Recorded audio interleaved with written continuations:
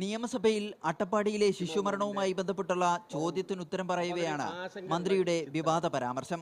നേരത്തെ ബഹുമാനപ്പെട്ട മെമ്പർ പറഞ്ഞ പ്രകാരം 4 മരണപ്പെട്ടിട്ടുണ്ട്. അത് പോഷകാഹാരത്തിന്റെ കുറവ് കൊണ്ട് മരണപ്പെട്ടതേ അല്ല. ഒന്ന് അബോർഷനാണ്. അബോർഷൻ എന്ന് പറയുമ്പോൾ നിങ്ങളുടെ കാലഘട്ടത്തിലാണ് പ്രഗ്നൻ്റ് ആയത്, ഇപ്പോഴാണ് ഡെലിവറി ആയത്. അതിന് ഞാൻ ഉത്തരവാദിയല്ല.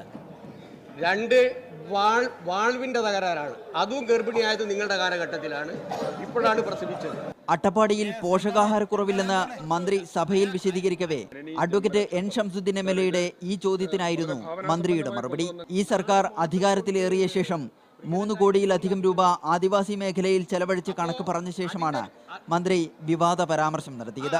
2014-15 അധ്യയന വർഷത്തിൽ 1590 പട്ടികജാതി വിദ്യാർത്ഥികളും 2385 പട്ടികവർഗ വിദ്യാർത്ഥികളും സ്കൂളുകളിൽ നിന്ന് കൊഴിഞ്ഞുപോയ കണക്കും മന്ത്രി സഭയെ അറിയിച്ചു. സാമൂഹ്യപരവും ഭാഷാപരവുമായ ഒറ്റപ്പെടലാണ് പ്രധാന കാരണമെന്നും മന്ത്രി ചൂണ്ടിക്കാട്ടി.